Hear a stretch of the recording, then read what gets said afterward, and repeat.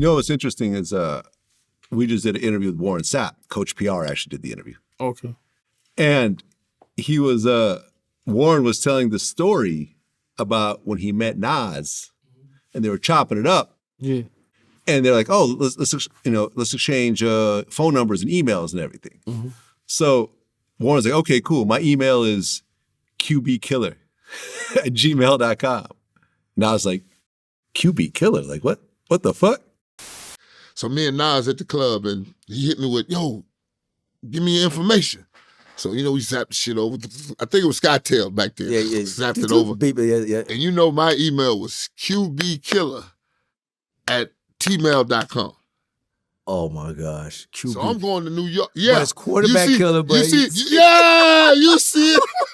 Oh. So I hit Nas with, yo, this nigga came back. I could feel him through the two-way.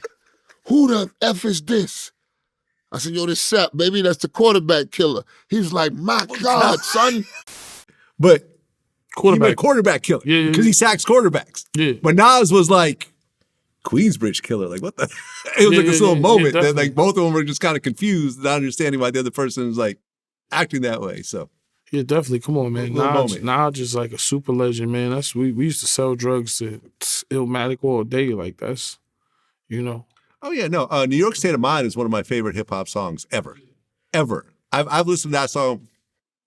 That might be one of the most listened to hip hop songs that I have in my collection.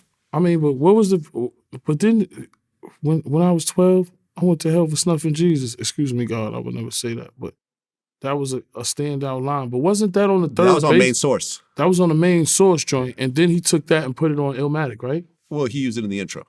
Yeah, the intro. Yeah.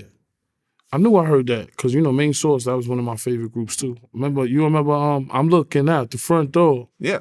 I've interviewed a Large Professor before. Yeah, Large Professor. I always loved him.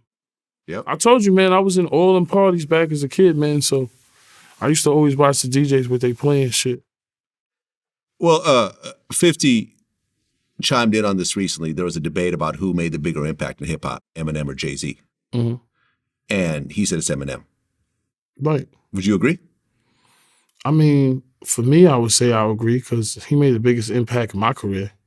So, I mean, for me, like, I look at Eminem, I mean, any artist that sells 16 million records, that's number one. That's number two. Any artist but I could see why people put Jay-Z number one because, this guy rhymes with Biggie Smalls. He rhymed with Biggie back and forth. Hard Knock Life, I mean, filled out arenas. Can't take no accolades from Jay-Z or Eminem. Right. But it's like, I don't know, when you look at these lists, to me, it's hard to really figure out who's number one, who's this, who's that. But as long as you're on a list, I guess it's all good. Right? The Billboard list?